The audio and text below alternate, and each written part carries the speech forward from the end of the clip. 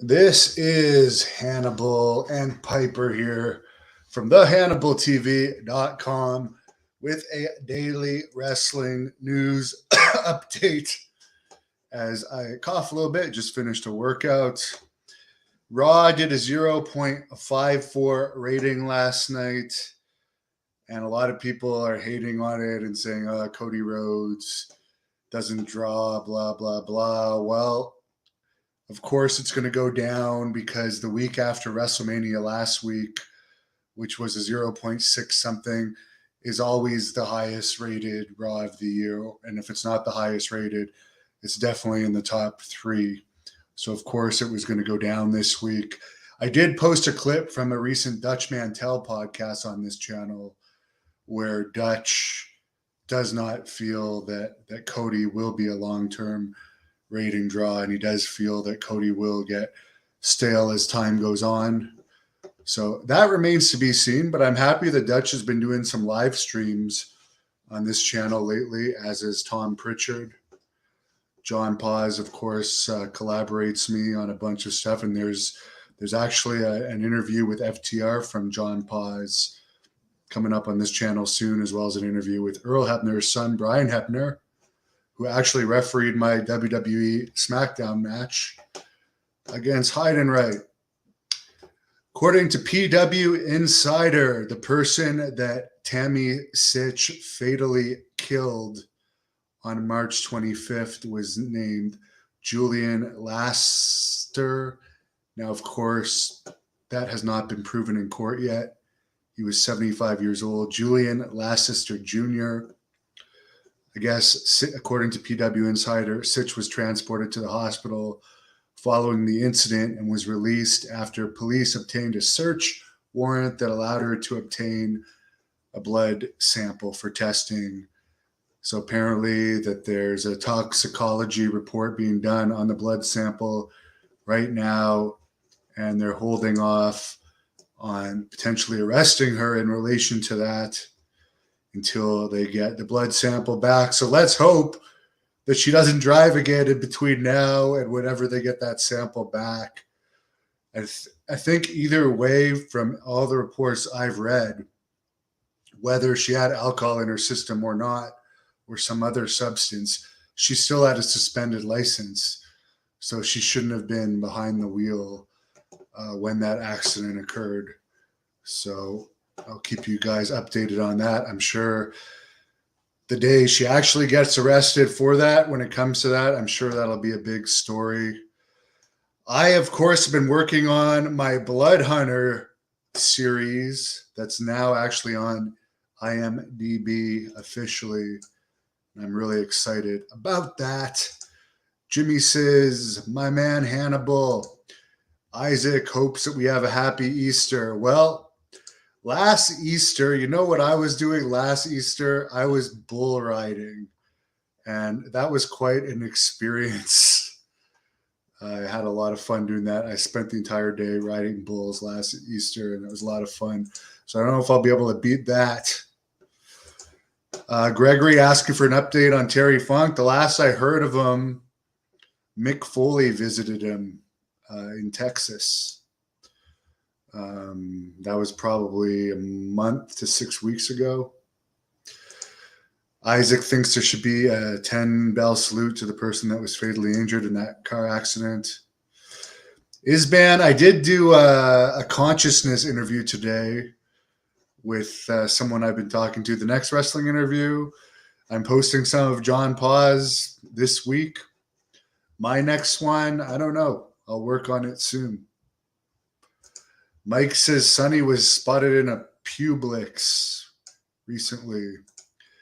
Isban, I know where Nails lives and I have his contact info, but I wouldn't expect him to do a Skype. If I ever go down to Minnesota, I'll work on it, but I'm not gonna like immediately plan a trip to Minnesota because I'm working on my movie right now. Christopher, Brandy Rhodes will be back in WWE. Yeah, I'm pretty sure she's signed with them. Can't confirm that, but all signs appear that she signed with them. And Cody Rhodes stated in his recent interview on WWE's The Bump Show that he would be supporting Brandi like she did with him when her time comes to whatever, debut or whatever. So I guess we'll see. The Centennial, what happened with Sunny? I did a report on it. Just search it up. It was all over the news. Sunny allegedly killed somebody in an accident. Is man, lockdown's over here, pretty much. Do I think Cody Rhodes is a credible threat to Roman Reigns? Well, from what I understand, they want to have Roman Reigns against The Rock at the next WrestleMania. So unless he drops the title and wins it back in between now and the next WrestleMania, I don't know if they will do that or not, because that will weaken Roman Reigns. I really don't know. But Cody Rhodes is probably the most credible threat, because as I also heard, I think Dutch Mantel or Tom Pritchard talk about on a recent podcast on this channel, Drew McDonald or Drew McIntyre, or whatever you want to call him, is probably going to be Roman Reigns' next opponent. But he's not really a credible threat. No one really thinks he'll win.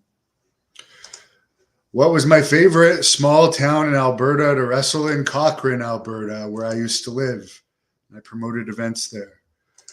Wallace, I've been talking to Greg Gagne because I'm going to have a toy in his wrestling figure series.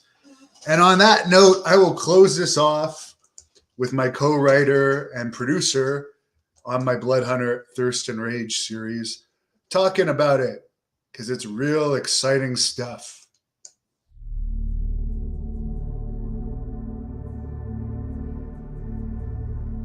I remember when Devin Nicholson, who goes by the name Hannibal on his very popular YouTube channel, contacted me and said, Dale, would you write a script based on my character? And I thought, well, that could be interesting because he is a pro wrestler. Then I thought, what if he's a pro wrestler who's also got the traits of a vampire? So let's throw out all the cliches about vampires and let's deliver something new. We were able to acquire Paul Sutt to direct the series. What we're going to do with this series is we're going to look at the whole genre of vampirism in a new way. Our goal is to make this believable, to make this edgy, to make it feel real, like it could really happen. So we're taking all the mythos of the vampire legends. We're going to address them, but we're going to bring them up to modern time and make it very believable. You know, our goal with this is to create a series that has a very real, edgy, scary feel to it. We're not going for funny or campy. We're going for scare the hell out of you. Writing this project with Devin Nicholson was a real challenge because we wanted a pro wrestler, such as he is in real life, to have vampire traits. So we didn't want something silly or repetitive that's been done with vampires before.